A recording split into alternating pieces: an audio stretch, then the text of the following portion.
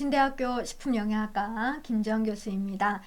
이제 세 번째 시간이네요. 그래서 3강은 환자를 살리는 보이지 않는 직업입니다. 우리도 이제 나름 당당하게 의료팀이거든요. 그래서 병원 영양사, 임상 영양사의 세계에 대해서 여러분들한테 말씀드리려고 합니다. 지금 초고령화 시대라는 거 알고 계시죠? 노인층, 노인의 연령대에 노인 어르신분들이 굉장히 많이 기하급수적으로 지금 늘어나는 이 우리나라 이제 시대적 시대인 만큼 2025년부터 우리나라가 초고령 사회가 되었어요. 그래서 초고령화 시대에 노인 인구가 많아지면서 이 병원 영양사에 대한 역할이 굉장히 강화되었습니다. 요양병원도 많이 생겼고 실버타운도 많이 생겼고, 그리고 또 어르신들이 굉장히 건강에 관심이 많으셔요. 그리고 요즘에 또 교육열이 굉장히 높잖아요. 여러분들 대학 교육 안 받으신 분 거의 없으실 거예요. 그래서 요즘에 학문에 대해서 교육열이 높기 때문에 이 건강에 대해서 굉장히 관심을 많이 보이시면서 임상 영양사가 정말 떠오르는 블루오션이 됐습니다. 그래서 임상 영양사는 진짜 병원에서 학생들 많이 보내달라고 좀 끊임없이 연락이 와요. 학생 보내달라고. 그래서 그 임상 영양에 대해서 세계에 대해서 오늘 3강에서 알아보도록 하겠습니다. 자, 병원 급식에 대해서 그러면 우리가 제대로 알아야 되겠죠? 여러분들 그냥 병원에 가시면 밥이 나오죠. 여러분 혹시 입원해 보신 적 있으신가요? 입원하면 삼시세끼가 나온단 말이에요. 그걸 누가 합니까?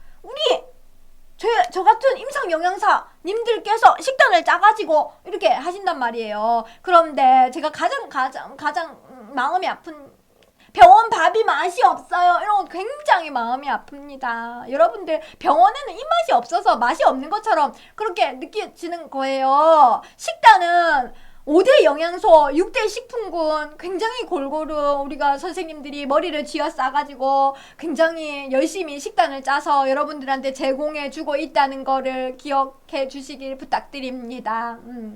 자, 그리고 영양사 의료팀. 우리 영양사가 이제는 의료팀 안에 들어가 있다고 제가 누차 강조드립니다. 그래서 서울의 5대 빅5 병원에서는 간호사, 의사, 영양사 이렇게 3섹션 같이 회진을 돈다고 해요. 아침 회진, 오후 회진 이렇게 있잖아요. 그래서 보통 우리가 의사 선생님, 간호사 선생님 이렇게 회진 도시는 거 여러분들 TV에서 많이 보셨죠? 요즘에는 여기에 영양팀의 팀장이 같이 회진을 같이 도는 시스템으로 가고 있습니다.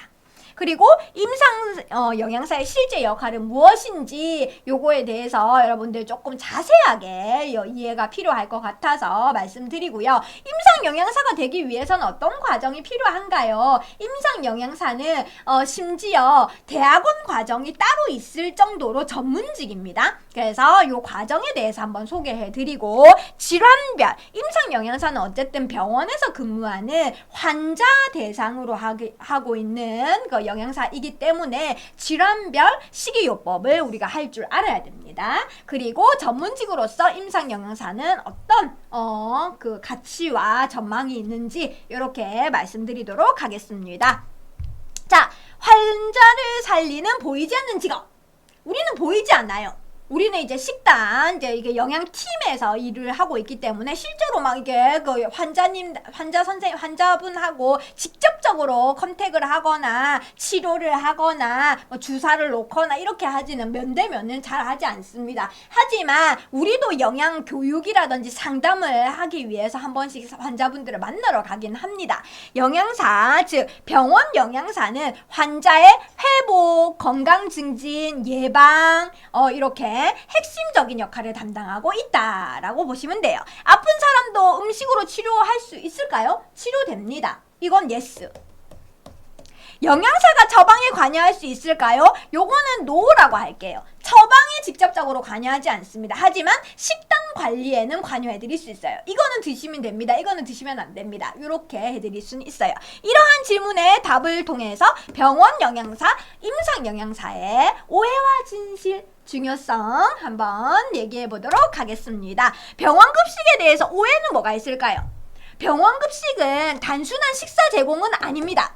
그냥 식사만 제공해주는 역할은 아니에요. 일반적으로 예를 들어서 산업체 급식이라든지 학교 현장의 급식이라든지 이런 대기업 급식이라든지 일반인들을 대상으로 하는 급식과는 조금 다릅니다. 환자가 대상이라고 누차 강조했어요. 아프신 분들이란 말이에요.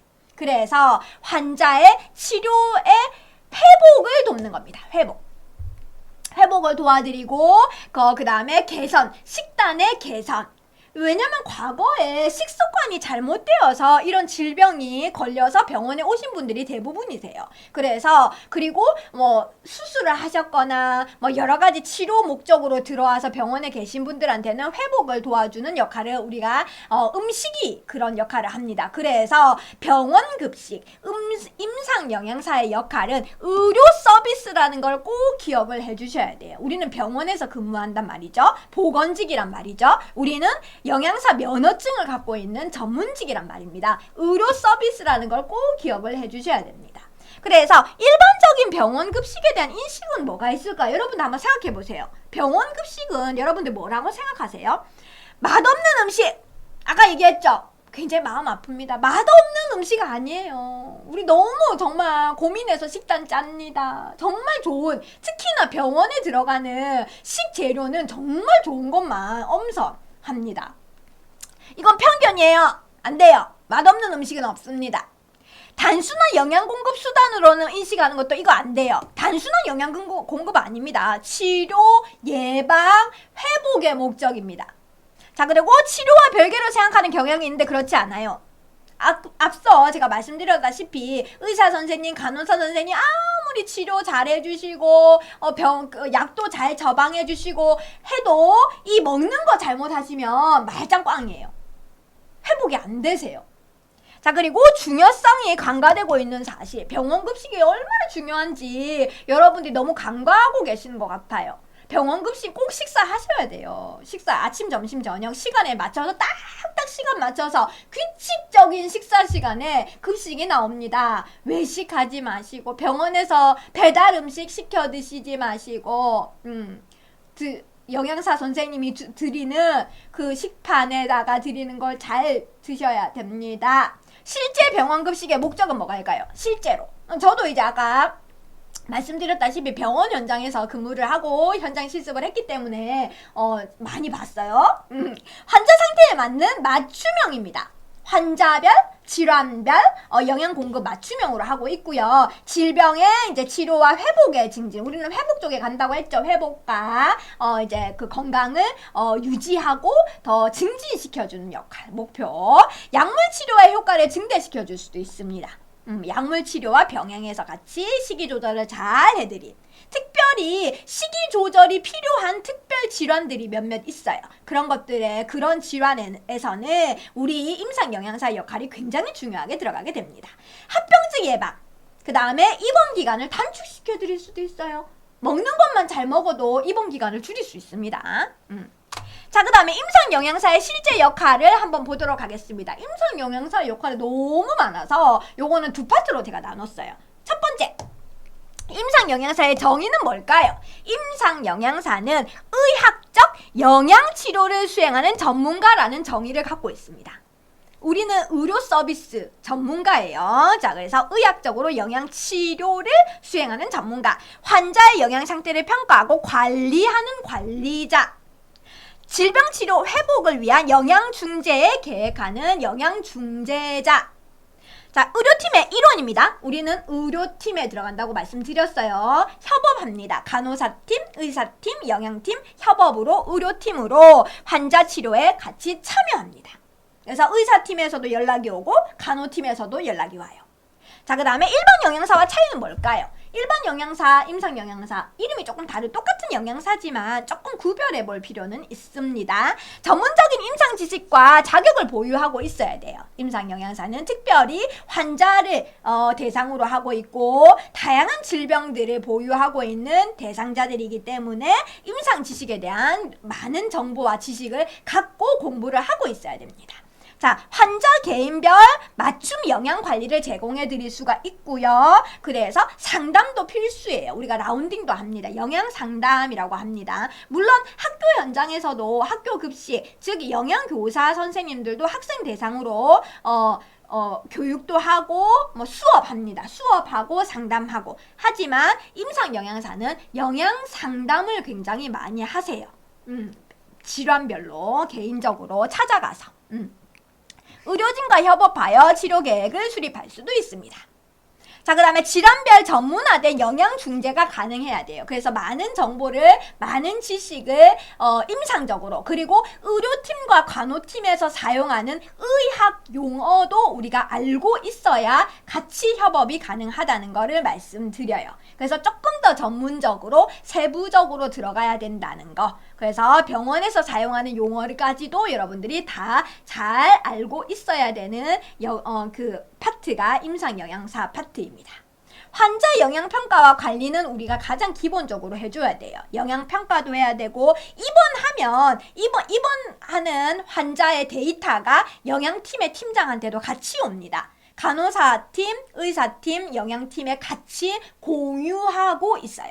입원한 환자에 대한 영양평가도 우리가 해야 되고, 이분이 알레르기가 있는지, 어떤 질환으로 입원하셨는지, 우리가 어떤 식단을 제공해 드려야 되는지 관리를 해드려야 될 필요가 있기 때문에 그렇습니다. 신체 계측, 생화학적 검사 결과 분석까지 우리한테 옵니다.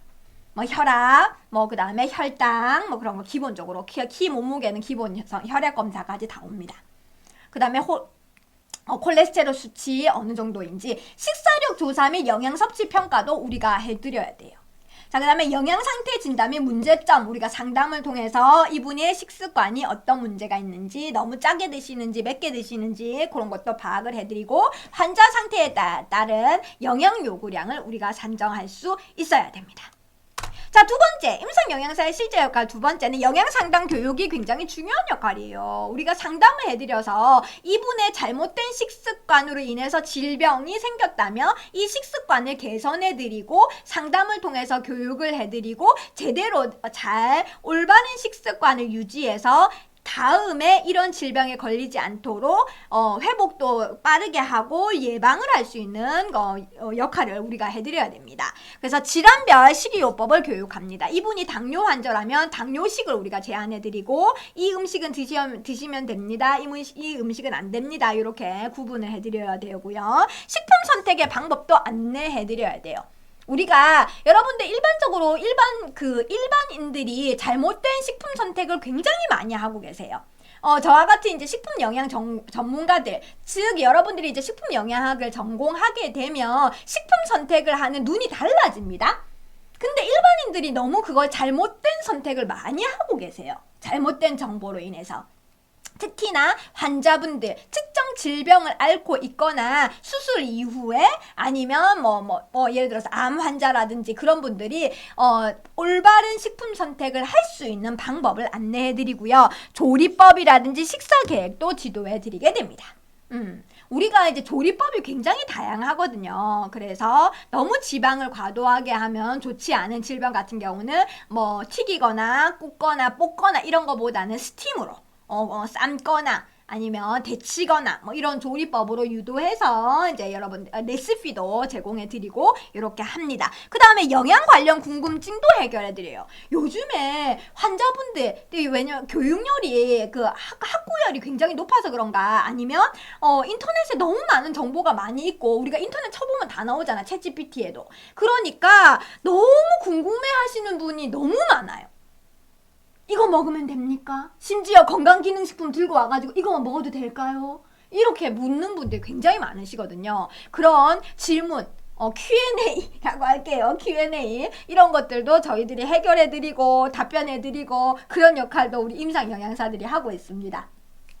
자, 환자 맞춤형 식단 설계, 맞춤형, 계속해서 개인 맞춤형, 환자 맞춤형 이런 얘기가 나오죠. 그래서 질병 상태를 고려해서 우리는 식단을 짜드려야 돼요. 유동식으로 드셔야 되는지, 막 예를 들어서 수술하고 얼마 안 있었다 그럼 유동식, 아니면 죽, 그 다음에 밥도 이제 당뇨 환자분들은 이제 정제된 거 말고 현미밥을 드린다든지, 유제품에 유당불내증이 있으신 분들은 이제 우유 대신에 두유로 넣어 드린다든지, 굉장히 할 게 많습니다. 관리를 개인적으로. 그래서 600, 9호에 A 환자, B 환자, C 환자 이렇게 조금 다르게 들어갈 수도 있어요. 자, 약물 상호작용을 고려한다. 약물, 특정 스테로이드라든지 특정 약물하고 우리가 식이 조절하고 맞춰야 되는 경우가 간간히 있습니다. 그런 약물을, 이 환자는 어떤 약물을 복용하시는데 이 약물에는 이 식단을 바른지 아니면 다른 걸로 바꿔드려야 되는지, 똑같은 과일이라도 모든 사람한테 똑같이 바나나가 들어가는 건 아니에요. 특정 환자한테는 바나나를 제외하고 다른 사과라든지 다른 것들을 대체해 드리도록 하는 그런 융통성을 발현할 수 있어야 됩니다. 개인 기호를 반영합니다. 그래서 우리가 병원에서 그 신청을 받아요. 똑같은 식단이라도 그 선택식이 있습니다.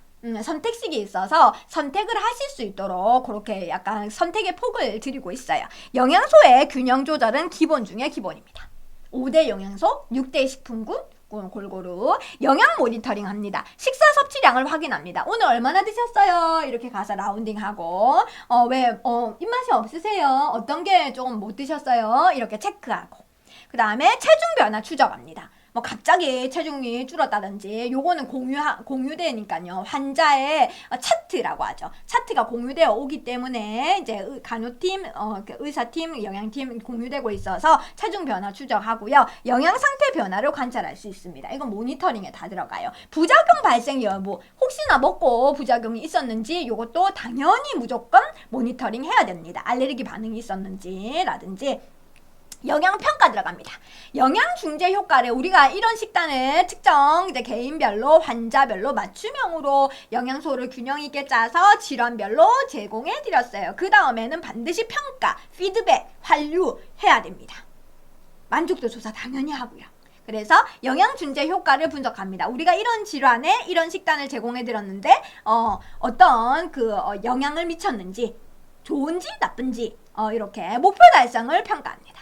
우리가 목표했던 바를 회복이 개선이 되었는지 예방이 되었는지 체크하고, 문제점이 있으면 파악해서 개선하고, 앞으로는 이 식단은 안 쓰고 다른 식재료를 쓴다든지, 그 다음에 치료 계획의 수정을 제안한다든지, 우리가 의료팀으로서 간호팀과 의사팀하고 같이 협업하고 있기 때문에 우리가 제안도 해드릴 수 있어요. 이런 식단을 해드리면 좋을 것 같습니다. 이렇게. 질환별 볼게요. 질환별 식이요법을 한번 보도록 하겠습니다. 지금 대표적으로 병원에서 되게 많은 것들이 초고령화 시대에서 당뇨병, 고혈압 많습니다. 너무 단 걸 많이 먹어. 그 다음에 나트륨의 문제, 고혈압. 정말 양대 산맥이라고 지금 얘기할 정도로 보시면, 당뇨병 환자를 위한 식이요법은 일단 탄수화물 조절이 핵심입니다. 당뇨병은 탄수화물의 조절, 컨트롤이 핵심이에요. 그래서 혈당 지수가 낮은 식품을 선택해서 제공해 드리는 것이 필수적입니다. 그래서 인슐린의 호르몬이 제대로 작동하는지, 혈당 스파이크라고 하죠. 갑자기 혈당이 오르는 그런 식품을 제한하고, 천천히 혈당이 오를 수 있는 식단으로 식이 조절을 해드리고, 식단을 짜드리고, 혈당 지수가 낮은 식품이 있습니다. 그런 식품을 제한해드리고, 정제된 탄수화물 말고 건강한 탄수화물로 제시해드리고, 규칙적인 식사와 간식을 조절합니다. 당뇨 환자들은 특히나 간식 조절도 필수적으로 해드려야 돼요. 간식을. 근데 저희 임상영양사 말을 잘 들으셔야 됩니다. 저희가 제공해드리는 식단만 드셔야 되고, 간식만 드셔야 되고, 과일만 드셔야 돼요. 과일도 굉장히 당이 높은 게 많아요. 저희 말을 잘 안 들으시면 이게 컨트롤이 안 돼요. 당뇨 환자들은 특히나 조절이 안 됩니다. 그래서 저희 말씀을 잘 들어주세요. 이렇게 얘기를 합니다. 자, 고혈압은 어떨까요? 고혈압은 나트륨 섭취입니다. 단연 우리 한국인들 나트륨 섭취가 굉장히 과다한 거 아시죠? 하루에 2000mg이 우리가 이제 제한하고 있어요. 우리나라. 근데 소금으로 따지면은 하루에 5g입니다. 하루에 5g. 그 이상은 우리 다 그 이상 드실걸요? 여러분들 가공식품만 많이 드셔도 이미 오버합니다.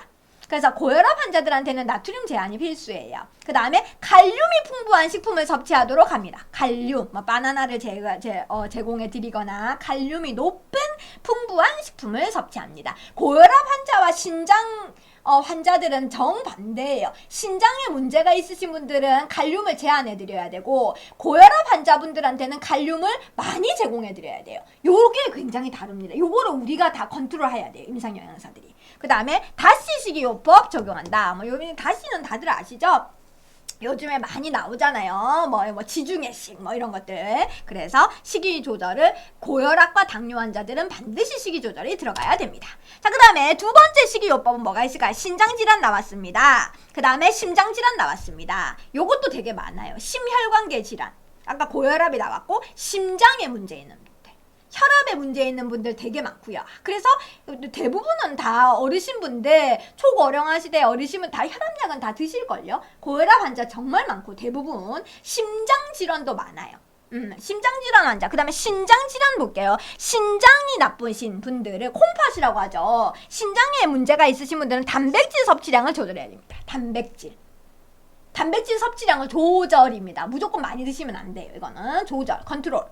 그 다음에 인이나 칼륨이나 나트륨을 제한합니다. 아까 말씀드렸죠? 나트륨을 줄이고 칼륨을 줄여야 돼요. 자, 그 다음에 수분 섭취량을 관리해야 됩니다. 신장질환은 너무 많은 수분도 안 되고 너무 적은 수분도 안 돼요. 굉장히 까다로운 질병입니다. 신장이. 자, 그 다음에 심장 보도록 하겠습니다. 심장질환은 뇌혈관 질환이랑 같이 연결되어 있죠. 심장, 협심증이라든지. 자, 포화지방이나 트랜스지방은 당연히 제한합니다. 그래서 오메가3 권장합니다. 필수 지방산 권장합니다. 건강한 지방산, 불포화 지방산 권장합니다. 식이섬유 섭취 증가, 이렇게 권장합니다. 그래서 포화지방, 트랜스지방은 제한하고 그 외에 건강한 지방, 식이섬유 섭취를 증가시키도록 이렇게 권고해 드리고 있습니다. 자, 그 다음에 영양사. 의료팀에서 하는 일은 뭐가 있을까요? 하는 일 되게 많아요. 이것도 두 꼭지로 제가 정리를 해봤습니다. 다학제 의료팀입니다. 의사, 간호사, 약사, 영양사. 아까 얘기했던 의료팀에는 의사, 간호사, 영양사 들어갔는데 지금 약사도 왜냐면 약제부가 따로 있어요, 병원에. 그래서 이제 약을 드셔야 되니까 요렇게 구성되어 있고요. 또 병원에는 물리치료사, 작업치료사. 왜냐면 근육의 문제라든지 운동력의 문제가 있으신 환자들, 뭐 고혈압이라든지 이제 심장질환으로 뭐 편마비가 왔다든지 언어마비가 왔다든지 뇌혈관 질환에 문제가 있다든지 이런 분들은 물리치료사나 작업치료사, 언어치료사의 역할을 이제 같이 해야 되기 때문에 이런 분들하고 협업을 합니다. 병원에 있는 팀은 다 같이 다 협업이 되는 것 같아요. 환자 중심입니다. 환자 중심의 통합적 접근을 하고 있어요. 자, 그 다음에 영양사의 역할과 책임은 임상 영양사로서 환자 영양 상태 평가하고 진단합니다. 영양을 진단하는 거예요. 우리는 이제 의사, 간호사가 아니기 때문에 의사는 진단하죠.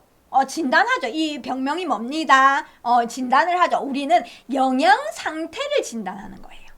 자, 그 다음에 영양중재 계획을 수립합니다. 어떻게 영양중재를 하고 영양소를 어떻게 제공해드리고 회복하는데 어떤 영양소, 이 질병에 맞는 영양소를 제공해드릴 건가 중재라고 합니다. 자, 그 다음에 영양상태 평가는 이제 판정이라고 하고요. 그 다음에 영양교육하고 상담합니다. 교육이 굉장히 중요해요. 아파서 병원에 와서 치료받고 퇴원했는데 다시 돌아가서 또 아파서 병원에 들어오면 안 되잖아요. 그래서 교육이 잘못된 식습관을 교육해드리는 거예요. 그리고 상담하는 거예요. 어르신 이거 드시면 안 돼요. 어르신 앞으로는 규칙적으로 식사하셔야 돼요. 이렇게 영양 모니터링 평가도 합니다. 앞에서 다 말씀드렸던 부분입니다. 의료진과 협업 방식은 뭐가 있을까요? 회진 참여한다고 제가 말씀드렸죠. 회진에 같이 참여합니다. 그래서 아침 뭐 드셨어요? 뭐 이렇게 아침 회진에는 뭐 얼마나 드셨어요? 뭐 드셨어요? 이렇게.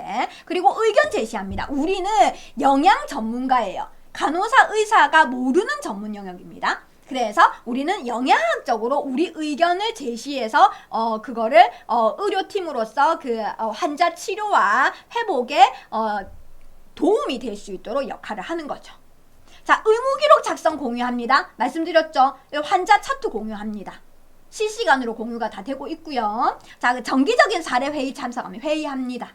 우리가 배우하고요. 영양 관련해서 의사결정에 참여합니다. 영양적인 부분을 병원에서 예를 들어서 A병원에서 영양 전문가는 나밖에 없어. 이렇게 생각하면 됩니다. 다른 사람들이 절대 우리한테 터치한답니다. 어떤 다른 말을 제시할 수 없습니다. 우리만 알 수 있는 전문 고유 영역입니다. 그거에 대한 자부심이 있습니다. 자, 그 다음에 의료팀의 활동 두 번째 보도록 하겠습니다. 영양중재 계획을 수립하고요. 환자별로, 질환별로 영양 요구량을 우리가 산정해 드릴 수가 있어요. 식사 처방 검토합니다. 식사 처방, 우리는 이거 식사 처방이라고 합니다. 식사 처방을 하고 조정해 드리고 영양소 공급을 하고 모니터링 계획을 수립합니다. 환자 회복에 영양을 지원하는 역할 굉장히 중요하죠. 회복의 역할.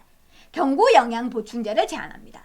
여러분들 제가 앞서 말씀드렸다시피 병원에서 간호사팀, 의사팀이 아무리 치료와 케어를 잘해드리고 약도 잘 먹고 해도 입으로, 구강으로 음식물이 섭취되지 못하면 오래 못 갑니다. 돌아가셔요. 아무리 우리는 이거는 이렇게 정맥 영양이라고 하거든요. 영양 주사가 있어요. 못 드시는 분들. 오래 금식을 하셔야 되는 분들한테 그게 한계점이 있습니다. 그래서 우리는 정맥으로 영양 보충보다는 경구로 입으로 씹어서 섭취할 수 있도록 도와드리는 역할을 하는 거예요. 그래서 보충제 제한하고요. 경장 영양 관리를 조정하고 정맥 영양의 모니터링. 그렇지만 환자분들 중에서 정말 경구로 영양 섭취가 안 되시는 분이 있어요. 호수로 이제 영양을 넣어야 된다든지 정맥 주사로 통해서 영양을 공급을 해야 된다든지 그런 것들을 그런 환자들이 불가피하게 있으면 우리 영양사가 모니터링을 합니다. 자, 그 다음에 영양 상태 개선의 평가에 우리가 동참을 하죠. 의사결정에 참여합니다. 우리도 하나의 전문 영역으로 들어와 있기 때문에 영양 관련 합병증 예방이라든지 약물 영양소 상호작용을 검토합니다. 이 약물과 이 음식물이 충돌하지 않은가, 상호 충돌하지 않는가, 부작용이 발생하지 않은가, 퇴원 후에 영양관리 계획을 우리가 수립하고 영양교육도 해드리고 영양상담도 해드리고 영양 관련 연구에도 참여합니다. 자, 그래서 임상영양사는 환자의 영양 상태를 개선하고 회복을 도와주는 역할, 질병 예방까지 나중에 다 또 병원에 오지 마세요 이렇게 도와드리는 역할, 질병 치료를 돕기 위한 의료팀과 굉장히 긴밀하게 협력할 수 있습니다. 왜냐면 영양사의 고유 영양 업무는 아무도 할 수 없다고 제가 누차 강조드렸죠. 우리만 할 수 있기 때문에 전문적인 영양 중재를 우리가 임상 영양사가 제공해 드릴 수가 있습니다. 그래서 환자분들이 영양면, 즉 음식 먹고 밥 먹고 이런 데 있어서 이거 먹으면 안 됩니다, 이거 드시면 됩니다, 이런 거에 무한 신뢰합니다. 임상 영양사를. 왜냐면 간호사와 의사가 해줄 수 있는 얘기가 없어요. 그 부분은. 자, 임상 영양사가 되기까지 어떤 과정이 있어야 될까요? 일단은 영양사 면허가 1번입니다. 당연한 얘기, 당연하죠. 임상 영양사 면허증이 없으면 어떻게 임상 영양사가 되겠습니까? 우리 식품영양학과 졸업을 하셔야 돼요. 식품영양학과 졸업을 하셔서 영양사 면허증을 취득할 수 있는 자격을 보유하시고 4학년 2학기 때 영양사 국가 면허증 시험을 봅니다. 그래서 학사학위 반드시 따야 됩니다. 식품영양학과 관련 학사학위. 그 다음에 영양사 국가시험을 반드시 합격하셔야 되고요. 보건복지부 면허입니다. 아시죠? 제가 말씀드리고 있죠? 그래서 영양사 면허에 등록을 하셔야 됩니다. 영양사 면허증은 이제 시험을 보시고 보건복지부에서 면허를 취득하시고 면허증을 발급받으셔야 돼요. 면허증. 의사 면허증이 이렇게만 그 병원에 가면, 개인 병원에 가면 의사 면허증 이렇게 붙여놓은 거 보셨나요? 우리도 면허증을 붙여놓고 영업합니다. 영업이라고 하기는 좀 그렇지만 있습니다. 다 가면 우리 면허증이 있어요. 임상영양사 교육과정 보도록 하겠습니다. 임상영양사 교육기관이 지정되어 있죠. 대학원 과정이 있습니다. 그런데 굳이 대학원 과정을 하지 않더라도 병원에서 일단 영양사 면허증, 식품영양학과 졸업을 하셔서 영양사 면허증을 취득하게 되면 일단 병원에 취직은 할 수 있습니다. 취직은 합니다. 취직을 해서 경력을 쌓으시는 거죠. 경력을 쌓으셔서 과목을 이수하고 실습 과정을 완료하시면 됩니다. 필요한 자격증은 뭐 이런 것들이 있어요. 다양한 전문 자격증을 이제 서브로 딸 수 있습니다. 영양사 면허증만 있으면 플러스 알파로 자기가 원하면 이제 계속해서 공부해서 따시면 돼요. 그 다음에 실무가 가장 중요합니다. 뭐니 해도 실무예요. 우리는 바로 현장에 투입되어서 실무 경력만큼 중요한 게 없습니다. 그래서 병원 영양사 1년 이상 실무를 우리가 경력을 있어야 돼요. 병원에 취업을 해서 계속해서 거기서 경력을 쌓으면 계속해서 병원 영양사, 임상 영양사로 근무할 수가 있고요. 그러면서 실무 경력을 통해서 다양한 질환, 환자 영양 관리의 경험을 쌓습니다. 경험치가 중요해요. 뭐니 해도. 영양 상담 및 교육 실무 경험을 쌓게 됩니다. 전문직으로 임상영양사. 임상영양사는 보이지는 않습니다. 잘 드러나진 않아요. 뭐 매일 우리가 환자 옆에 있어 케어하는 간호사도 아니고 매일 뭐 아침 의사가 매일 아침 저녁으로 왔다 갔다 하는 것도 아니고 우리는 이제 아침에 회진을 같이 돌거나 상담할 때 한 번씩 교육할 때 한 번씩 보는 보이지 않는 직업이지만 환자의 회복과 건강 유지의 필수 역할입니다. 반드시 있어야 돼. 점점 강화되고 있어요. 임상 영양사의 역할이 점점 강화되고 있다는 거. 전문적인 이미지가 강화되고 우린 전문직입니다. 의료 서비스, 의료인입니다. 그래서 의학적 지식은 있어야 되고요. 말씀드렸죠. 의사 선생님과 간호사 선생님들이 대화하는 그 용어를 우리가 알고 있어야 캐치가 됩니다. 환자에 대해서. 그리고 환자 차트를 봐야 되기 때문에 의학 용어 당연히 우리가 알고 있어야 되고요. 그 다음에 영양학적 전문성을 겸비한 의료 전문가로 확립되고 있습니다. 점점 우리가 입지가 더 높아지고 있어요. 자, 사람을 살리는 학문으로서 적절한 영양 중재를 통해서 환자 치료 효과를 높이며 회복 속도를 개선하고 있다. 회복 속도를 우리가 식사요법으로 굉장히 많이 개선시켜 드릴 수 있어요. 미래가 중요하죠. 초고령화 사회입니다. 지금 점점 만성질환 증가하고 있어요. 질병에 대해서 지금 굉장히 관심이 높아요. 건강하게 오래 살자. 100세 시대지 않습니까? 100세 시대 사는데 누워서 100세 살면 의미가 없다. 건강하게 오래 살자. 건강하려면 어떻게 병원도 치료도 잘 받고 먹는 거 중요하다. 이렇게 인식이 가고 있어요. 지금. 그래서 임상영양사의 역할과 수요가 지속적으로 확대되고 있어요. 임상영양사 자리가 굉장히 많이 나고 있어요. 우리 고신대만 해도 지금 학생들이 다 취업을 해가지고 더 이상 보낼 애가 없습니다. 여러분들이 들어오셔가지고 취업하시면 됩니다. 자, 발전 방향. 영양 유전체, 맞춤형 영양치료 새로운 영역이 전문적으로 확대되고 있습니다. 그래서 임상 영양사는 단순한 급식 담당자 아닙니다. 급식만 하는 사람 아니에요. 임상 영양사는 환자의 생명과 건강을 책임지는 필수 의료 인력으로 지금 자리하고 있어요. 그래서 점점 우리의 위상이 급부상하고 있다. 병원에서 꼭 필요한 존재. 모든 병원 다 가보세요. 영양사가 없는 데가 없어요. 모든 병원은 개인 병원 말고 개인 병원 입원실 운영하는 데는 다 임상 영양사가 다 있습니다. 자, 그래서 임상 영양사, 병원 영양사 역할과 실제에 대해서 3강에서 말씀드렸고요. 다음 시간에는 뭐 할까요? 여러분들 가공식품에 대해서 할 거예요. 여러분들 가공식품 많이 드시죠? 가공식품에 식품 첨가물 얼마나 많이 있는지 안전한가요? 위험한가요? 그런 것들. 그리고 여러분들 라면, 과자, 음료 드시나요? 라면 안 드시는 분 있나요? 저처럼. 과자, 탄산음료 안 드시는 분 있나요? 저처럼. 과자는 먹습니다. 양심에 딱 손을 들고 과자는 먹어요. 제가. 라면하고 탄산음료 안 먹습니다. 이게 안전할까요? 요거에 대해서 오해와 진실 다음 시간에 풀어드리도록 하겠습니다. 여러분들 이 오해와 진실 궁금하시면 4강에서 저 만나도록 하겠습니다. 오늘도 3강 고생 많으셨고 임상영양사에 대해서 여러분들 관심을 많이 가져주시기 부탁드리겠습니다. 네 번째 강의입니다. 오늘 4강 식품 첨가물과 식품 안전의 진실. 제가 지난 3강에서 말미에 살짝 스포해드렸다시피 라면, 과자, 음료. 여러분들 이 세 개 중에서 안 드시는 거 있는 거 있으신가요? 자, 여러분들이 굉장히 좋아하실 거라고 생각합니다. 이 라면, 과자, 음료 과연 안전한 것일까? 우리가 먹어도 되는 것일까? 제가 실제로 3가지만 말씀드리고 있지만 요거는 이제 가공식품의 안전성의 진실과 오해에 대해서 말씀드리는 시간이라고 보시면 되겠습니다. 자, 4강 여러분들 준비되셨습니까? 자, 이제 시작해 보도록 하겠습니다.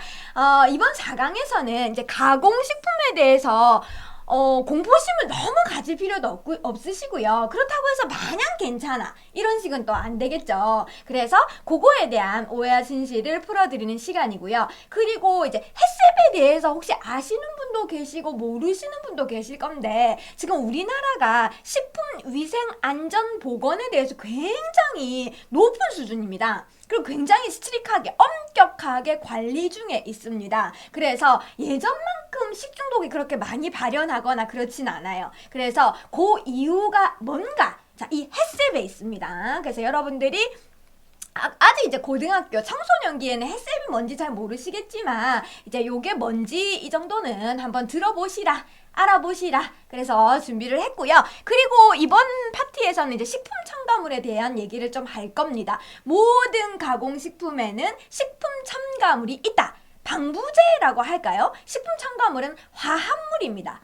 엄밀히 따지면 그거에 대해서 말씀드리고, 그리고 이제 그러면 식품 영양학과에서 이 위생 보건 안전에 대해서 우리가 관리를 하게 됩니다. 그래서 이때까지 제가 식품영양학과에 대해서는 뭐 식품에 대해서, 영양에 대해서, 기초과학에 대해서 이렇게 말씀을 앞서서 말씀드렸다면, 이번 4강에서는 위생보건 안전 요거에 대해 말씀드리도록 하겠습니다. 그러면 식품위생, 즉 식품의 안전성에 대한 기준은 그러면 어떻게 정해지는 걸까? 우리는 이제 식품영양학과에서 요 부분을 위생법규로 해서 따로 공부를 하게 되고요. 영양사 면허증 시험에서 반드시 위생법규 파트가 들어가게 됩니다.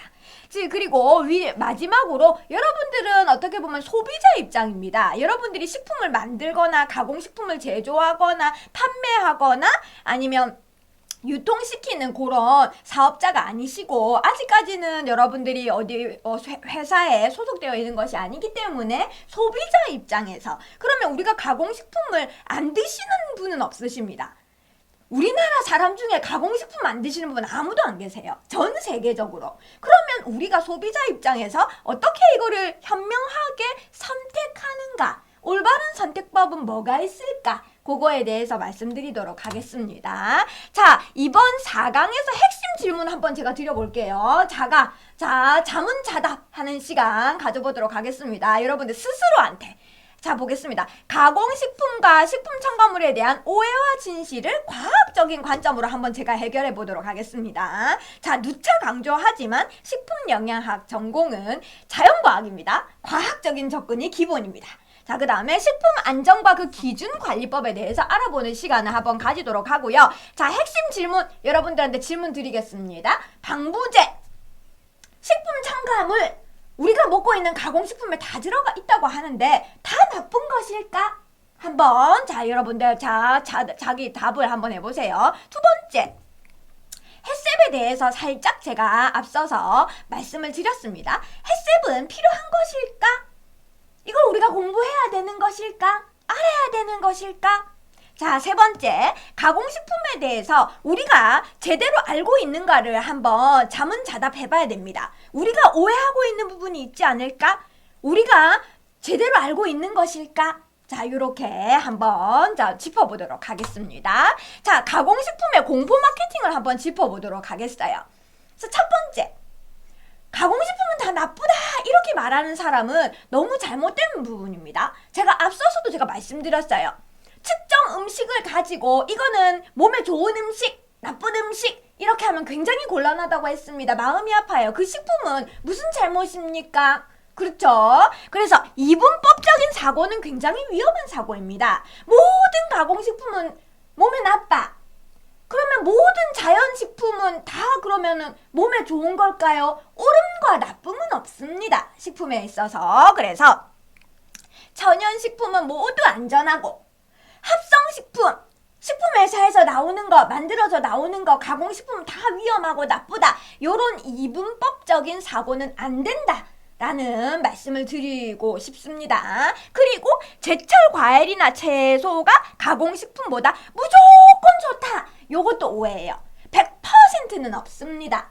그래서 물론 과일이나 신선한 과일, 신선한 채소 굉장히 우리 몸에 좋다고 앞서서 우리가 많이 먹어야 됩니다. 제가 소개를 해드렸지만 마냥 요거는 무조건 좋아요. 가공식품은 무조건 몸에 안 좋아요. 이렇게 이분법적으로 얘기하면 잘못됐다고 말씀드리겠습니다. 그리고 자연식품에는 독성 물질이 존재하지 않는다. 이거 아닙니다. 자연식품에도 자연독이라고 해서 독성물질 존재해요. 가공식품에만 독성물질이 있는 거 아닙니다. 합성식품, 즉 예를 들어서 식품 첨가물, 화합물이기 때문에 독성이 존재할 수밖에 없습니다. 물론 우리가 먹어 죽는 정도는 아니에요. 오해하지 마시고. 그렇다고 해서 자연식품이 무조건 독성물질이 없어요, 완전히 무해해요, 이런 거는 아니에요. 자연독이라는 게 있습니다. 예를 들어서 독버섯 같은 거 먹어 죽잖아요? 보고도 우리가 잘못 제거 안 하고 먹으면 돌아가시잖아요. 치사율이 굉장히 높습니다. 그래서 이것도 오해예요. 무조건 뭐 안전하다, 독성이 없어요, 천연 제품은 다 괜찮아요, 이거는 아닙니다. 천연물질도 과다 섭취하게 되면 위험성이 있다 라는 것을 말씀드리고 싶어요. 자, 그럼 두 번째, 과학적인 근거 없는 주장들이 난무합니다. 인터넷에 많이 돌아요. 자, 우리는 과학적으로 우리가 기준에서 따져봐야 된다고 했습니다. 그러면 과학적으로 근거 없는 주장들이 뭐가 있을까? 무첨가라고 표시되어 있는 게 간혹 가다가 보이는데, 요거는 제가 잘못된 표기라고 얘기하는데, 무첨가라고 표시되는 것들 로 인해서 우리의 소비자들의 눈을 현혹시키고 있어요. 무첨가라는 건 없습니다. 단 얼마라도 들어가 있겠지.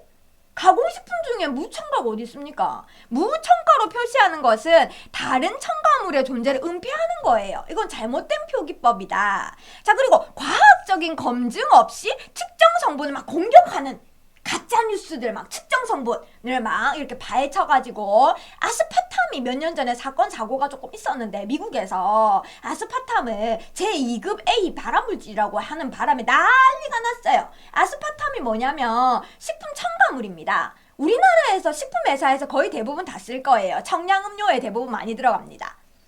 우리나라에서 당을 높이기 위해서 아스파탐이라고 하는 감미료를 사용하고 있는데, 그게 막 발암물질이라고 해놓으니까 미국에서 연구로 난리가 난 거예요. 근데 우리가 그거 치사량만큼 넣지 않습니다. 먹어 죽을 만큼 넣으면 그거 어떻게 되겠어? 사람이 죽으면 안 되죠. 그래서 요거 이제 근거 없는 특정 성분을 타겟팅 해가지고 그렇게 하는 잘못된 뉴스가 있기 때문에 주의가 필요하다. 밀가루 관련된 가짜뉴스도 되게 많았어요. 자, 그래서 그 다음에 지방에 관한 잘못된 정보가 확산되고 있다. 지방은 다 나빠. 아니죠. 우리 좀 배웠잖아요. 우리 배운 사람 앞서서 제가 말씀드렸죠. 불포화 지방산이라든지 그런 것도 우리 꼭 먹어줘야 된다고 했어요. 그죠? 필수 지방산. 이런 것들은 다 포화지방산과 트랜스지방이 나쁜 거지, 모든 지방을 나쁘다고 하는 거는 안 됩니다. 자, 이거 과학적인 근거 없는 주장들 난무하고 있어요. 우리는 배운 자니까. 식품영양 전공, 저는 이제 전공을 하는 사람이고, 여러분들도 이 강의를 듣고 있으시니까 오해를 조금 풀어주시면 좋겠습니다. 자, 그리고 공포 마케팅의 사례를 한번 볼까요? 막 마케팅을 너무 극단적으로 하는 거는 옳지 않다고 봐요. 광고에서 여러분들 광고 많이 보실 거라고 생각합니다. 뭐 유튜브라든지 뭐 쇼츠라든지 이런 거 보다 보면 간간히 막 이제 광고가 들어오잖아요. 화학물질 무첨가 마케팅 전략, 제가 말씀드렸죠. 화학물질을 전혀 안 썼어요. 무첨가라는 말 자체가 조금 의심을 해봐야 됩니다. 그래서 요런 너무 극단적인 마케팅 전략에 우리가 낚이지 말자. 소비자 불안감을 이용한 판매 전략에 현혹되지 말자. 특정 성분의 위험성만 과대 광고하는 거에 우리가 거기에 빠지면 안 됩니다. 그리고 과학적 사실보다 감정에 호소하는 건 안 돼요. 항상 우리는 굉장히 이성적으로 판단해야 됩니다. 여러분들 뭐 MBTI가 다 다르시겠지만, MBTI에 따라서 조금 이제 왔다 갔다 하시는 분도 계시겠지만, 과학적인 근거를 우리가 신뢰해야 됩니다. 자, 그 다음에 식품 첨가물에 대한 얘기를 조금 더 자세히 해보도록 하겠습니다. 여러분들 식품 첨가물에 대해서 어느 정도 알고 계세요? 저는 이제 전공하는 입장이기 때문에 굉장히 많은 연구와 많은 공부를 하고 있습니다. 식품 첨가물에 대해서. 그래서 실제 역할을 처음부터 말씀드리면, 식품 첨가물의 역할이 되게 많아서 두 꼭지로 제가 나눴어요. PPT 교환을 2개로 나눴는데, 일단 식품 첨가물의 정의를 먼저 보도록 하겠습니다. 우리가 이제 바로 알아야 되겠죠? 정확하게 정의. 식품 첨가물이란 식품의 제조, 가공, 보존하는 과정에서 식품에 넣거나 썩는 물질을 식품 첨가물이라고 합니다. 그래서 이제 식품회사에서 가공식품을 만들 때 제조하고 가공하고 보존하는 과정, 그리고 요거는 유통에서 우리가 소비자한테 오기 전까지 모든 과정 안에서 식품에 넣거나 썩는 물질, 식품 첨가물이라고 합니다. 식품의 품질을 유지하고 안정성을 높이기 위한 역할을 합니다. 왜냐면 가공식품은 소비자한테, 우리한테 오기까지 시간이 좀 걸려요. 아시죠? 왜냐면 식품회사에서 제조하고 가공하고 보존하고 유통하는 단계, 이게 시간이 좀 걸리고 소비기한까지 우리가 그거 사용하는 데까지 시간이 걸리기 때문에 이게 변화되거나 상하거나 뭐 이런 걸 막아주는 역할을 하는 식품 첨가물이 되겠습니다. 자, 그래서 식품 첨가물의 정의와 종류를 보면 종류는 뭐가 있냐면 뭐 크게 더 많아요. 솔직히 말하면 식품 첨가물 엄청 많은데 여러분들이 조금 익숙하게 자주 우리가 볼 법한 것만 네 꼭지로만 정리를 했습니다. 보존료, 착색료, 감미료, 앞서 제가 아스파탐 살짝 말씀드렸죠? 유화제, 이 네 가지. 이거보다 훨씬 많습니다. 오해하시면 안 돼요. 제가 너무 시간이 없는 관계로 네 가지만 식품 첨가물을 가져와 봤고요. 각 꼭지별로 뭔가? 어떤 역할을 하는가? 보도록 하겠습니다. 보존료는 미생물의 증식의 억제. 미생물은 여러분들 식품 영양 전공을 하게 되면 반드시 공부를 해야 됩니다. 식중독 예방이라든지 식품의 부패를 막는다든지 모든 것들이 이 미생물하고 관련되어 있어요. 뭐 치즈의 발효라든지 김치의 발효라든지 모든 식품 공정 과정에 이제 미생물이 들어가 있기 때문에 미생물의 증식을 억제하는 파트가 보존료가 역할을 합니다. 착색료는 약간 느낌적인 느낌이 있죠. 색깔. 식품의 색을 유지하고 개선, 예쁘게 만들어주는, 뭐 예를 들어 뭐가 있을까요? 사탕의 알록달록한 예쁜 색깔. 그 다음에 청량음료, 탄산음료 색깔 되게 많죠. 뭐 환타, 뭐 오렌지 맛, 그 다음에 뭐 포도 맛, 뭐 이런 것들. 그 다음에 젤리에 착색료가 들어갑니다. 감미료는 아까 말씀드렸어요. 아스파탐과 같이 단맛. 웬만한 모든 식품에는 아마 감미료가 다 들어갈 있을 거예요. 단맛을 내는 식품에는 다 감미료가 들어가 있다. 유화제는 말 그대로 기름과 물의 혼합을 유지하는 데 사용하는 것이 유화제입니다. 자, 네 가지 잘 정리되셨죠? 이 정도는 여러분들이 상식적으로 알고 계시면 참 좋을 것 같습니다. 그렇다면 교수님, 식품 첨가물 왜 필요한가요? 필요한 우리가 이유에 대해서 한번 설명해 볼까요? 식품 첨가물은 반드시 들어간다. 제가 말씀드렸습니다. 모든 가공식품에서 식품회사에서 생산하고 판매되는 모든 식품에는 식품 첨가물이 들어간다 라고 말씀드렸습니다. 그럼 왜 들어가요? 라고 여러분들이 궁금해 하셔야 됩니다. 자, 그래서 1번 식품의 부패와 변질을 방지하는 역할을 한다. 두 번째, 영양가의 손실을 최소화한다. 이제 유통되는 과정 중에서 아니면 식품의 조리 과정 중에서 영양가는 많이 배우셨죠? 영양소, 5대 영양소, 탄수화물, 단백질, 지질, 비타민, 무기질. 제가 입에 탄내가 납니다. 너무 말을 많이 해가지고 이제는 이 정도는 아실 거라고 생각하고요.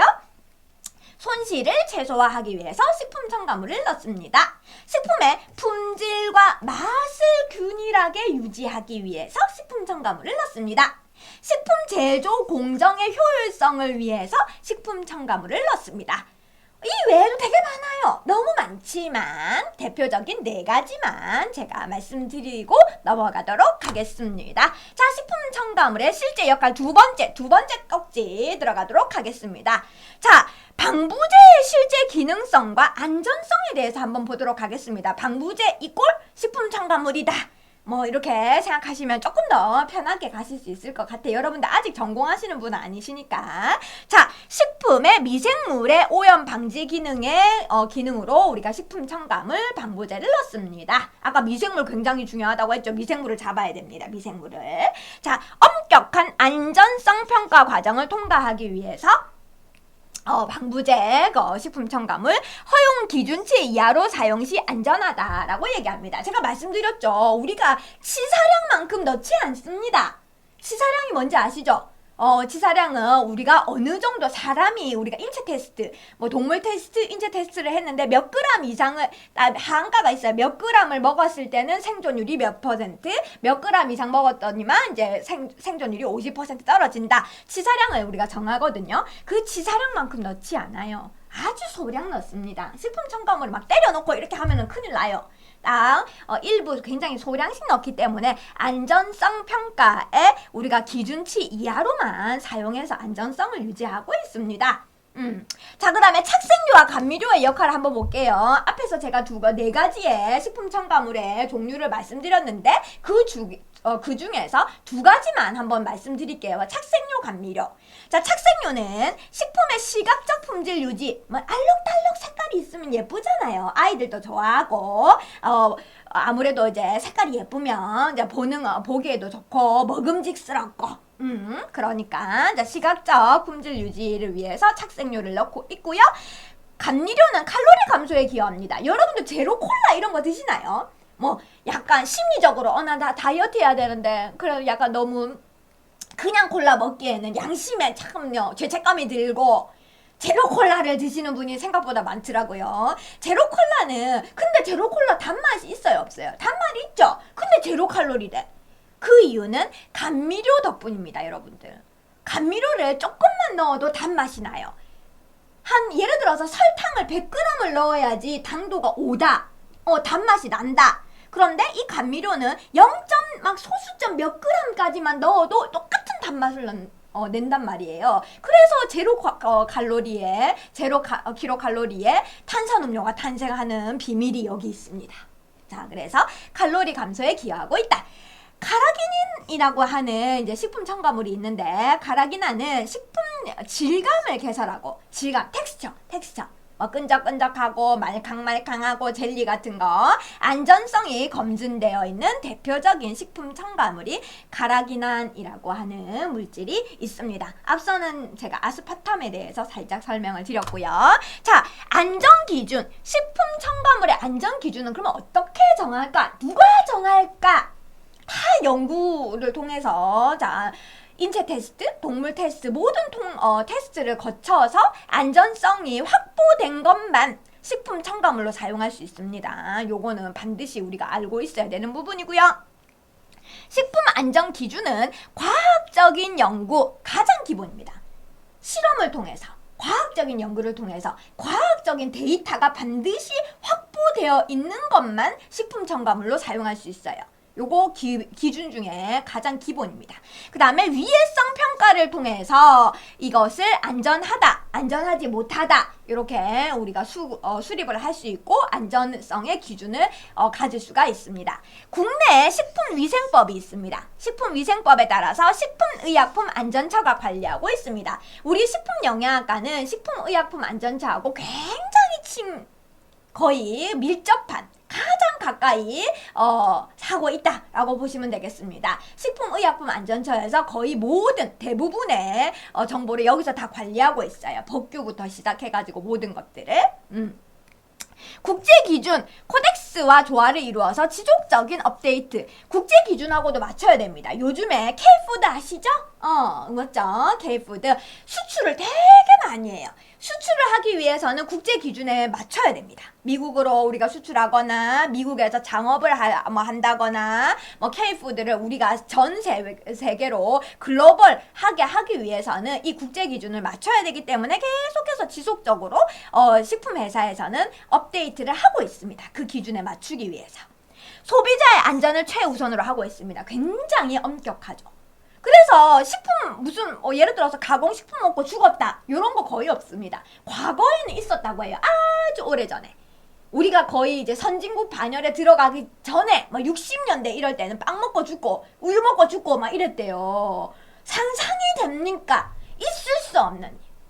그래서 식품 영양학과가 굉장히 중요한 역할을 한단 말입니다. 우리가 먹고 안 죽으려면 식품 영양을 잘 알아야 됩니다. 자, 그래서 소비자의 안전을 최우선으로 하기 때문에 굉장히 엄격한 검정 과정을 적용하고 있습니다. 자, 그 다음에 해썹에 대해서 간단하게만 소개할게요. 해썹은 여러분들 이제 대학교에 와서 공부하는 파트라서 그냥 해썹이 뭐예요? 이런 것만 간단하게 소개하겠습니다. 해썹은 식품회사에서 식품을 만들 때 생산부터 소비까지 전 과정에서 발생할 수 있는 위해 요소, 안전성에 대한 얘기입니다. 위해 요소를 사전에 분석하고 예방하는 과학적인 나왔다. 과학적인 식품안전관리 시스템입니다. 관리 시스템. 그래서 해썹은 과학적으로 식품안전관리를 할 수 있는 시스템이다 라고 보시면 되겠습니다. 그래서 뭐 해썹에 대한 개념은 여기 보시면 이렇게 쭉 나와 있고요. 원칙은 7원칙 12절차로 되어 있습니다. 7가지의 원칙에 12가지 섹션으로 되어 있어요. 이제 식품영양학과 이건 다 외우긴 하는데 여러분들 거기까지는 이제 아실 필요 없고, 그래서 해썹의 중요성이 가장 중요합니다. 왜? 해썹 왜 하는데요? 오케이, 알겠습니다. 과학적 식품안전관리 시스템이라는 걸 알겠어요. 그럼 왜 중요한가요? 왜 해야 되나요? 모든 식품회사에서 그리고 모든 급식시설소에서 여러분들 만약에 이제 영양사 면허를 따서 우리가 취업을 하죠. 학교 현장에 가서 영양교사가 되든 아니면 식품 대기업에 가서 이제 식품회사에서 업무 일을 하든 아니면 그냥 산업체 일반 식품회사로 가든 병원에 임상영양사로 가든 모든 급식소에서 해썹이 다 들어갑니다. 우리나라에서 해썹을 피할 수 없어요. 식품회사, 식품을 다루는 모든 업계에서는 해썹을 피할 수가 없다라고 보시면 되겠습니다. 그만큼 해썹이 중요해요. 그럼 왜 중요한데요? 자, 식품 안전사고를 예방합니다. 그래서 제가 앞서 말씀드렸죠. 요즘에 식중독 안전사고 거의 없습니다. 굉장히 많이 줄었어요. 많이 줄었고 막 사람이 죽거나 이런 건 거의 전무후무합니다. 요즘에 식중독으로 사람 죽고 이런 거 거의 없어요. 자, 그 다음에 소비자의 신뢰를 확보하기 위해서 우리가 먹고 요거 우리가 인체에 무해합니다 라고 자료로 제시하는 것이 해썹입니다. 자, 그 다음에 체계적으로 품질 관리를 하기 위해서 해썹을 반드시 해야 된다. 식품의 안전성뿐만 아니라 품질 유지. 이 식품이 굉장히 고퀄리티입니다. 관리하는 인증 마크라고 보시면 되고요. 국제 경쟁력을 강화한다. 제가 말씀드렸죠. 이제 국제적으로 우리가 코덱스의 인증 기준을 계속해서 우리가 맞춰나가고 있어야 되기 때문에 법적 요구사항을 이제 위생 법규가 있다고 말씀드렸잖아요. 법규의 요구사항을 충족하기 위해서는 해썹에 반드시 받아야 되고요. 위생관리, 효율성 증대, 식품산업의 발전을 기여하기 위해서는 반드시 해썹이 우리가 공부를 해야 되고 해썹이 적용돼야 된다라고 보시면 되겠습니다. 식품 안전을 확보하는 가장 효과적인 방법이 뭐다? 해썹입니다. 대문자로 되어 있어요. HACCP라고 되어 있습니다. 요게 의미가 있는데 HA 플러스 CCP거든요. 요게 의미가 있는데 아직까지 여러분들이 이제 대학생이 아닌지라서 그거까지는 제가 여러분들이 식품영양학과를 입학하게 되면 HA 플러스 CCP가 뭔지 제가 설명을 해드리도록 하겠습니다. 복선 미리 깔아놓고 가는 거지. 자, 식품영양학과에서 배우는 위생과 안전, 자, 파트 보도록 하겠습니다. 그러면 교수님, 해썹은 알겠어요. 아시겠죠? 아십니다. 해썹에 대해서 우리가 간단하게 설명을 드렸고요. 그러면 식품영양학과 가면 위생과 안전에 대해서는 어떤 부분을 배우게 되나요? 라고 제가 말씀드리고 싶은데요. 제가 앞서서 계속 말씀드립니다. 식품영양학과에서는 기초과학 파트, 그 다음에 영양 파트, 영양관리 파트, 식품제조 가공 파트, 네 번째가 위생안전이에요. 이제 그 다음에 이제 외식, 경영, 조리 이런 파트로 가게 되겠죠. 자, 위생안전은 첫 번째 식품위생학의 기본 원리입니다. 여러분들 이제 식품영양학과에 입학을 하시게 되면 식품위생학이라고 하는 교과목을 반드시 전공 필수로 이제 공부를 하셔야 되게 되는데 이 부분에서는 이 교과목에서는 식품의 안전성 확보를 위한 기초 학문입니다. 기초 과목이라고 보시면 돼요. 식품의 오염 방지와 위생적 취급 원칙을 여기서 공부하게 됩니다. 자, 식품위생 관련 법규와 기준을 이해하게 됩니다. 물론 식품위생법규라고 하는 교과목이 따로 있긴 합니다. 하지만 식품위생학에서 위생과 안전에 대한 기본 공부를 하고 그 다음에 위생법규에서 법규에 대한 공부를 하시게 됩니다. 자, 그 다음에 식품의 안전성 평가 방법. 어떻게 이 식품이 A라는 식품이 안전한가를 평가할 수 있을까? 그 평가 방법에 대해서 배우게 됩니다.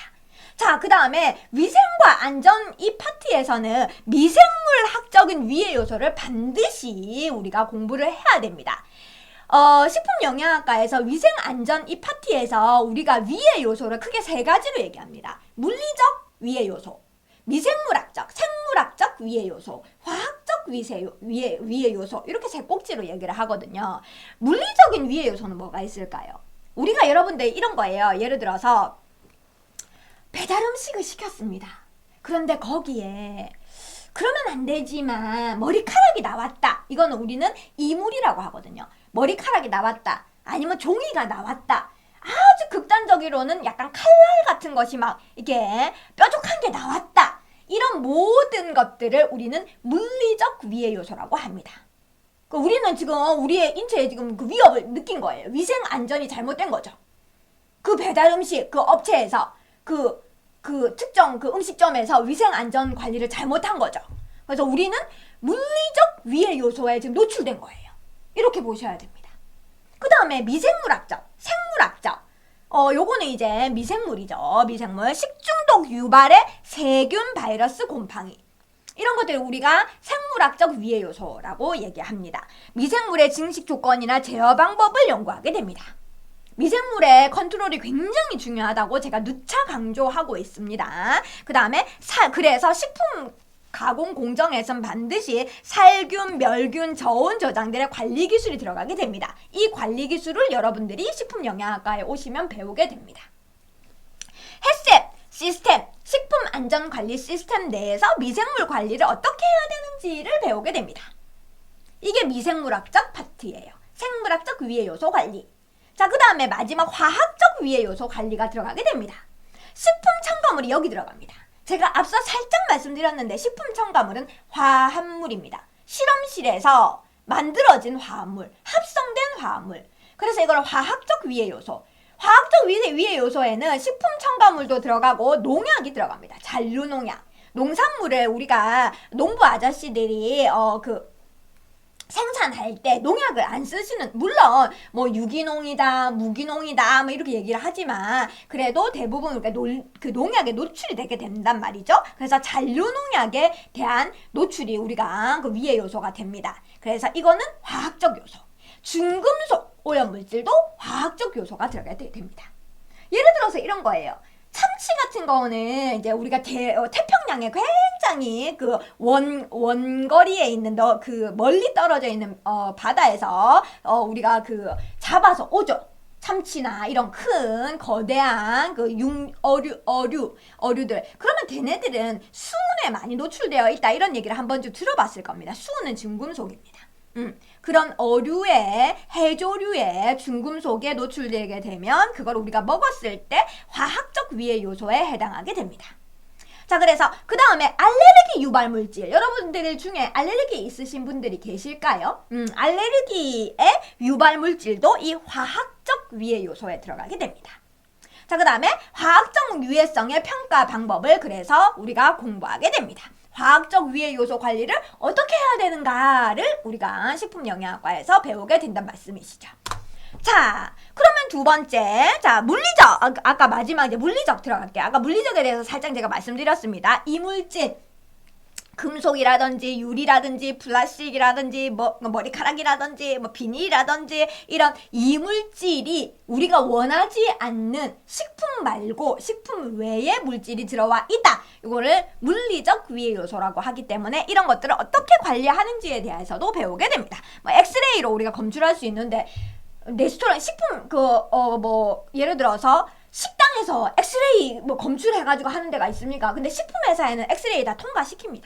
엑스레이 쭉 통과시켜가지고 위해 물질이 없는지 물리적 위해 요소 관리를 하고 있습니다. 자, 그 다음에 식품안전관리 시스템 햇셉에 대해서 제가 말씀드렸죠. 햇셉 시스템을 구축하는 방법, 햇셉이 뭔지부터 시작해서 알파와 오메가까지 처음부터 끝까지 다 가르쳐드려요. 걱정하지 마시고. 햇셉에 자격증도 있습니다. 우리가 자격증을 통해서 이제 관리되어지고 있거든요. 그 다음에 ISO 22000이라고 하는 표준 이해, 요것도 여러분들 이제 인증제도입니다. 식품회사의 인증제도를 우리가 공부하게 되고요. 식품안전관리 인증제도 위생점검표 작성하는 실습을 하게 됩니다. 위생점검표가 따로 있습니다. 그 다음에 여기서 이제 위생과 안전 파트는 이제 실험 실습을 하게 돼요.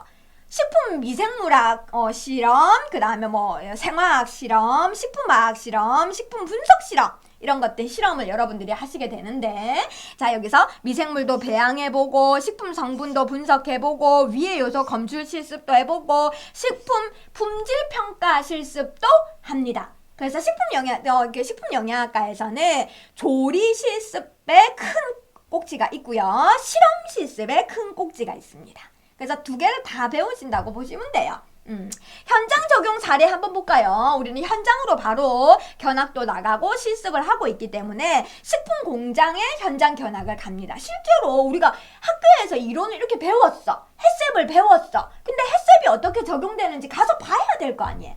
그죠? 그래서 식품 공장에 가서 직접 보고 식품 회사에서 어떻게 이런 위의 요소들이 물리적, 화학적, 생물학적 어떻게 관리되고 있는지도 보고, 그 다음에 실제 햇셉의 적용 사례, 식품회사의 인턴십, 직무체험도 많이 갑니다. 우리 고신대학교 같은 경우는 식품회사에 직무체험을 가서 인턴십을 통해서 많은 것을 배웁니다. 식품안전 문제 해결 과정도 우리가 실제로 보게 됩니다. 현장 실습을 통해서. 자, 여러분들 이제 소비자 입장으로 다시 돌아오겠어요. 이제 여러분들이 나는 이제 소비자다. 이제 여러분들 이제 청소년기니까 소비자로서 여러분들 편의점에서 한 번쯤 뭐 사봤을 거 아니에요. 뭔가는 사보셨을 거라 생각합니다. 현명해지는 방법은 첫째, 식품 표시를 올바르게 읽을 수 있는가? 여러분들 혹시 모든 가공식품에는 영양 표시라는 게 있습니다. 혹시 한 번이라도 그걸 제대로 보신 적이 있으신 분 있는가 모르겠는데, 저는 이제 앞서서 계속 말씀드렸죠? 직업병이 있다고. 다 봅니다. 다 봐요. 보고. 그런데 보기만 하면 되나? 보고 제대로 이해를 해야 될 거 아니에요. 여러분들, 그죠? 아무리 봐도 뭔 말인지 모르겠다. 근데 제대로 모르겠다. 이러면 안 되잖아요. 그래서 식품 표시사항을 올바르게 읽을 수 있는가? 자, 먼저 원재료명이 거기에 적혀져 있습니다. 뭐가 들어가 있다. 이 식품 가공식품에는 뭐가 들어가 있다. 영양 성분은 뭐 킬로칼로리부터 시작해가지고 나트륨 몇 퍼센트, 트랜스지방이 몇 퍼센트, 이렇게 쭉 9가지 항목이 무조건 게시되도록 위생 법규에 나와 있어요. 모든 가공식품은 원재료명 다 써야 되고요. 식품 첨가물 뭐가 들어가 있는지 다 들어가야 되고요. 그 다음에 거기에 영양 성분 9가지는 반드시 게시하도록 되어 있습니다. 법으로. 유통기한, 이제는 2023년 1월 1일부터 소비기한으로 바뀐 거 아시죠? 혹시 모르시나요? 과거에는 유통기한이었는데 2023년 1월 1일 식품위생법규를 통해서 유통기한에서 소비기한으로 표시해라 라고 바뀌었습니다. 소비기한 확인하기. 그 다음에 여러분들 혹시나 알레르기 있으신 분들은 알레르기 유발물질 확인하는 습관을 가지셔야 되고요. 그 다음에 햇셉이라든지 유기농 인증마크가 있는지, 우리가 모든 회사가 햇셉을 다 하고 있다고 했잖아요. 식품회사가. 햇셉을 통과한 회사는, 햇셉 기준을 통과한 회사는 햇셉 인증마크를 달아서 나옵니다. 소비자한테 올 때 유기농 인증마크라든지, 그 다음에 친환경, 아니면 그 농산물, 아니면 수산물, 그런 인증마크를 우리가 달고 나오기도 합니다. 그런 것들도 확인해 보시면 재미가 있습니다. 자, 과학적 정보와 비과학적 정보를 구분하기. 우리는 과학적이라고 했죠. 과학적 근거가 있는 정보인지 확인해야 됩니다. 이게 과학적으로 정말 검증이 됐는가? 이게 그냥 풍문인가? 이거를 확인해 볼 필요가 있고요. 연구 결과와 출처 규모를 한번 파악해보고, 요즘은 GPT 요거 찍으면 나오잖아요. 챗GPT로 이렇게 찍으면 다 나옵니다. 모든 정보가.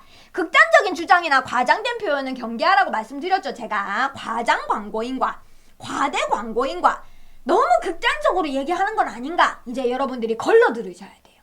걸러 보여야 되고. 눈이 있어도 그냥 보는 것이 아니라 제대로 봐야 되고, 귀가 있어도 그냥 듣는 것이 아니라 제대로 들어야 되고, 입이 있어도 그냥 먹는 것이 아니라 알고 먹어야 됩니다.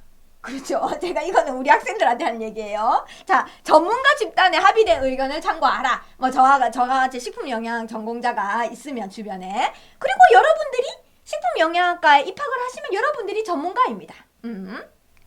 신뢰할 수 있는 정보 출처. 어디 있을까요? 식품의약품안전처가 가장 신뢰할 만하다. 우리 이제 식품업계에서는 얘기합니다. 식품업계에서는. 그 다음에 대학 연구기관, 이제 대학교의 뭐 식품영양학과에서 검증을 했다든지, 공신력 있는 학회, 뭐 대한영양학회, 아니면 식품영양학회라든지, 아니면 과학회라든지, 이제 학회, 국제식품기구에서 신뢰할 수 있는 정보 출처가 있는지, 그 다음에 공포 마케팅, 너무 극단적인 마케팅을 경계하라. 뭐 무첨가를 했다든지, 천연이면 모두 안전하다든지, 과학적인 근거가 없는 막 주장을 한다든지, 불안을 조장하는 과대 광고를 한다든지, 이 정도는 이제 걸러 들으실 수 있으시겠죠?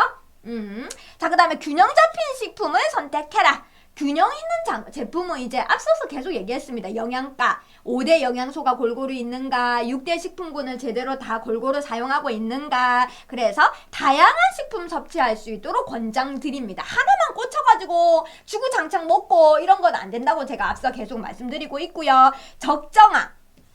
적정량의 섭취를 하라. 너무 많이 먹으면 살찌잖아요. 우리가 이강에서 뭘 배웠습니까? 다이어트에 대해서 배웠지 않겠습니까? 그래서 적정량을 섭취하는 것을 원칙으로 하라. 가공식품을 너무 많이 드시지 마시라. 청소년들 적정히 활용해라. 우리가 막 딱 끊으라 뭐 이렇게 할 수 없어요. 가공식품이 슬퍼요.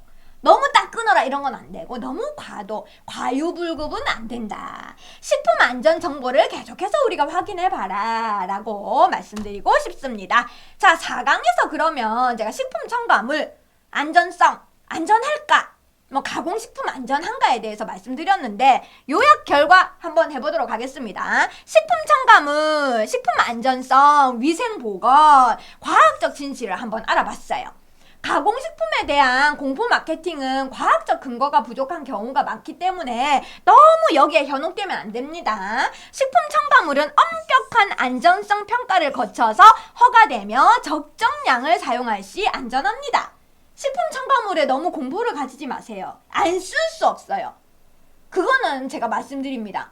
교수님, 그러면 식품 첨가물 안 넣으면 되잖아요. 식품회사에서 다 죽으란 얘기입니다. 식품회사에서 유통 과정을 거치는 과정 중에서 여러분들 소비자한테 올 때까지 식품 첨가물을 넣지 않으면 우리도 위험하고 식품 다 폐기해야 됩니다. 식품의 그 원재료 자체만 가지고는 소비기한이 굉장히 짧아요. 그렇기 때문에 안 쓸 수 없어요. 그렇지만 이 식품 첨가물은 안전성 평가를 거쳐가지고 쓰는 거다. 그리고 적정량 사용하고 있습니다. 먹고 죽을 만큼 우리한테 위해성을 가지고 오진 않아요. 그러니까 잘못된 정보로 너무 공포심을 가질 필요는 없으시고요. 식품 안전 기준, 과학적 연구와 위해성 평가를 통해서 체계적으로 지금 관리되고 있습니다. 우리나라 그렇게 쉽지 않아요. 만만한 데 아닙니다. 굉장히 엄격하게 관리되고 있습니다. 자, 그리고 햇셉은 식품 안전을 위한 과학적이고 체계적인 관리 시스템으로 구성되어 있습니다. 그래서 우리 식품영양학과에서는 이 위생보건 안전 파트에서 생물학적, 과학적, 물리적 위해 요소를 계속해서 관리하고 있다는 거 꼭 알아주시면 감사하겠고요. 식품회사에서 열심히 노력하고 있습니다. 그리고 저와 같이 연구하는 사람들 많이 연구하고 있습니다. 그래서 우리는 이제 소비자 입장에 다시 돌아갈게요. 나는 이제 식품 영양 전공하는 전문가이기도 하지만 그러면서도 나도 이제 뭔가를 사 먹을 거 아니에요. 그러면 이제 소비자 입장으로 돌아가서 소비자로서 우리는 과학적 정보를 반드시 이게 과학적 정보인가 비과학적 정보인가 구분할 수 있는 눈을 좀 가져야 돼요. 무분별하게 막 이렇게 듣지 말고 신뢰할 수 있는 출처와 정보를 바탕으로 우리가 바르게 알고 바르게 선택하고 바르게 소비할 수 있는 소비자, 현명한 소비자가 되어야 되겠습니다. 먹고 우리가 제대로 잘 몰라가지고 선택해가고 먹고 이제 식품회사에서 회사한테 막 컴플레인 걸고 이렇게 하지 마시고 우리가 먼저 제대로 알고 우리를 보호해야 됩니다. 아는 만큼 우리가 우리 스스로 우리 자신을 그리고 우리 주변 사람들을 보호할 수 있어요. 자, 그 다음에 식품 안전은 생산자, 정부, 소비자 모두 협력해야 되는 중요한 과제입니다. 우리 인체하고 직격적으로 이제 관련되어 있죠. 잘못된 음식을 먹으면 우리 몸에 직격탄을 맞습니다. 아시죠? 아파서 병원 갑니다. 잘못된 식품 먹으면. 그냥 우리가 암이 무섭다고 하고 뭐 질병이 만성질환 무섭다고 하지만 식품 먹어가지고 한 번에 훅 갑니다. 그냥 식중독 걸리면 배 아파서 병원에 입원해야 되고. 자, 우리가 다 조심해야 될 필요가 있겠죠. 모두 조심해야 됩니다. 서로 조심해야 됩니다. 자, 다음 강의 예고하겠습니다. 다음 강의에는 영양사에 대해서는 우리가 앞서서 많이 공부했는데 식품영양학과 졸업과 진로에 대해서 조금 더 자세히 말씀드릴게요. 이것도 오해와 진실이 너무 많아요. 그래서 식품영양학과는 졸업 후에 진로가 너무 많은데 학생들이 식품영양학과 가면은 영양사만 하는 거 아니에요? 식당 이모 아니에요? 아직도 정말 미쳐버립니다. 제가 그런 오해는 안 됩니다. 절대. 제가 그런 말 하는 사람 데리고 와 고신대로 데리고 와봐. 내가 확실히 내가 리마인드 시켜드리도록 하겠습니다. 그렇고 졸업하면 어떤 직업을 가질 수 있을까에 대해서 할 말이 많아요. 자, 그래서 이 부분에 대해서 여러분들한테 오해와 진실을 정말 팩트만을 말씀드리도록 하겠습니다. 자, 그래서 4강 이제 식품 첨가물 가공식품에 대해서 여기까지 하고 저는 다음 시간에 식품영양학과 졸업과 진로를 가지고 돌아오도록 하겠습니다. 네, 감사합니다.